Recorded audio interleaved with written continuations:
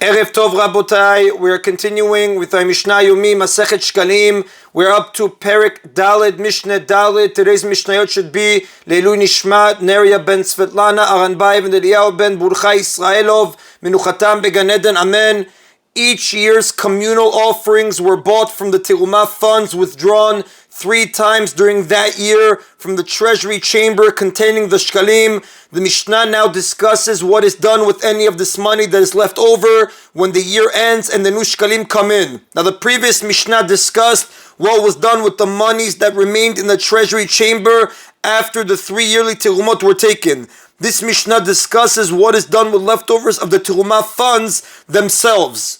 The Mishnah will present several opinions, beginning with the opinion of the Tana Kama.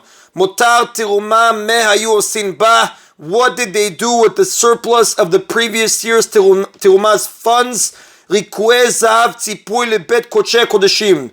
They used these funds to buy gold that was hammered into plating and used to cover the walls, floor, and ceiling of the koche kodeshim, the Holy of Holies. Now the previous Mishnah taught that according to Rabbi Ishmael, the surplus funds of the remainder of the chamber were used to buy wines, oils, and fine flour to be sold to people who needed them for their personal offerings. The Mishnah will now first teach what was done with the profits gained through those sales according to Rabbi Ishmael, and then present Rabbi Ishmael's dissenting opinion of what was to be done with the surplus Terumah funds. Rabbi Ishmael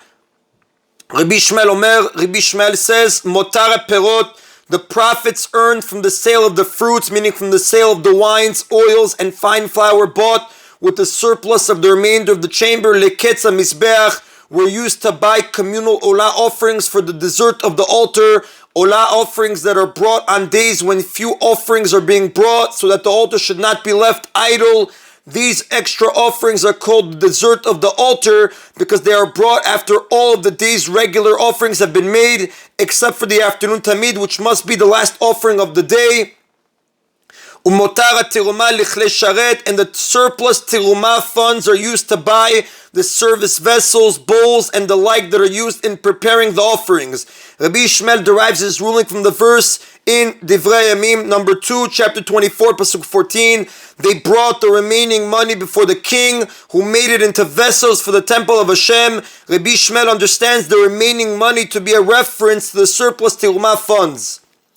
A third opinion regarding the use of the surplus terumah funds, Rabbi Akiva says, Motar terumah leketz hamizbeach. The surplus terumah funds are used to buy communal olah offerings for the desert of the altar. Now Rabbi Akiva reasons that since the terumah funds were originally set aside for buying communal offerings, the surplus of these funds should be used for a similar purpose, to buy the communal dessert offerings that were brought when the altar was otherwise idle. Now Rabbi Akiva does not discuss what to do with the profits of the fruit, since in his opinion, the temple could not invest surplus funds in the buying and selling of supplies like we learned in Mishnah 3, as the Mishnah will repeat below. Umotar nisachim, and surplus wines, oils, and fine flour that were brought by the temple for communal nesachim offerings but are extra are sold lichle sharet, and the funds from these sales are used to buy service vessels. Now the communal olah offerings brought throughout the year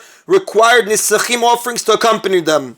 Funds from the terumah withdrawals were used to buy supplies for this purpose. While the temple treasurers set out to buy only the amounts that would be needed, there would sometimes be extra supplies that were left over at the end of the year. This might occur due to fluctuations in the market value of the supplies, or due to the way in which supplies are measured when sold to the temple. Rabbi Hanania, Sgan HaKohanim Omer, Rabbi Hanania, the deputy of the Kohanim, says, Motar nisachim leketz hamizbeach. The money from the surplus nesachim is used for the dessert of the altar. Now Rabbi Hanania reasons that since nesachim offerings are completely burned on the altar, the money from the surplus nesachim should be used for the dessert of the altar, olah offerings that are also completely burnt on the altar. Umotar terumah lichle sharet, and the surplus terumah funds are used to buy service vessels. Now Rabbi Hanania's opinion is the direct opposite of Rabbi Akiva's with regard to the surplus terumah funds and the surplus Nesachim funds, because Rabbi Akiva said the surplus terumah funds you buy the dessert of the altar, and the surplus of the wines, oils, and fine flowers for the Nesachim offerings are used for service vessels. Whereas Rabbi Hanan Yiskan HaKohanim says exact opposite.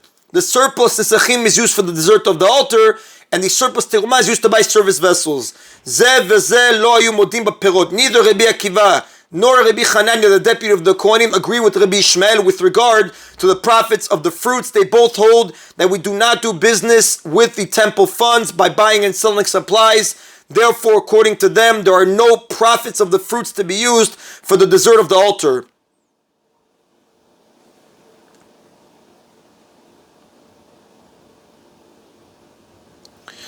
And the Rav writes, Umaskana, the conclusion, Ditnai Bedin, who did the Bedin make a stipulation, ala motarot, on the extras, shu kulan krivim olot, that they were all used to buy olot v'chen halacha, and that's the halacha. And that is in Rabotai Mishnah Daled. Mishnah now continues discussing what was done with different surpluses in the temple. 1 maneh of Ketoret incense was offered on the golden altar inside the temple sanctuary every day of the year, half in the morning and half in the afternoon. Like all communal offerings, the Ketoret had to be bought from that year's terumah funds. Since the amount of Ketoret prepared for the year was greater than what was typically needed at the start of the year, there would usually be Ketoret left over from the previous year. Now, at the beginning of each year, 368 maneh of Ketoret were prepared to provide Ketoret for the entire year. 365 maneh corresponded to the 365 days of a solar year, and an additional 3 maneh were prepared for the Yom Kippur temple service. The surplus discussed in our Mishnah came about for 2 reasons. A, while the solar year has 365 days, the Jewish calendar follows the lunar year, which has only 354. Therefore, every non-leap year resulted in a surplus of 11 maneh. And B, while 3 maneh were prepared for the Yom Kippur service, only approximately 1/2 maneh was actually used, and the rest was extra. The Mishnah discusses what was done with this leftover Ketoret bought from the previous year's terumah funds to make it usable. What was done with the leftover Ketoret to make it usable for the New Year's Ketoret offerings? Motar Ketoret me'ayu osin bah. What did they do with the surplus Ketoret to make it usable for the offerings of the new year? The Mishnah now describes a series of exchanges through which the leftover Ketoret is first deconsecrated, meaning the sanctification that had been placed upon it when it was originally bought with terumah funds is removed and placed upon something else, and is then bought back by the temple using the New Year's terumah funds so that it may now be used for the New Year's offerings. The Mishnah describes the first exchange. Mafrishin mimena schar umanin. They would take from the terumah funds money to pay the wages of the craftsmen who prepared the Ketoret, just as the Ketoret itself is bought from terumah funds. The craftsmen that compound the special blend of spices that form the Ketoret are also paid from these funds. They would take from the terumah funds money to pay the wages of the craftsmen who prepared the Ketoret, and one of the temple administrators would accept this money for them as their agent. The money was not actually handed over to the craftsmen. Instead, one of the temple administrators acquired the money on their behalf and held it for them. In this way, the money remained in the temple to complete the exchanges that we're going to describe. Now that this money had been paid to the craftsmen, it is no longer consecrated temple property. The second exchange, umchalilin otah al sechar umanin. Next, they would deconsecrate the leftover Ketoret upon the unconsecrated wages of the craftsmen, meaning they would take the money that had been paid to the craftsmen and use it to redeem the leftover Ketoret. As a result, the sanctity went from the Ketoret itself onto the coins. The leftover Ketoret was now unconsecrated while the coins were once again consecrated temple property. They would then give the now unconsecrated leftover Ketoret to the craftsmen as their pay. Through this exchange, the craftsmen have essentially purchased the leftover Ketoret with the money that had been paid by the temple in the first exchange. They are now left holding the newly unconsecrated leftover Ketoret as their pay. This was obviously done with the permission of the craftsmen who were the owners of these funds. A third exchange, finally,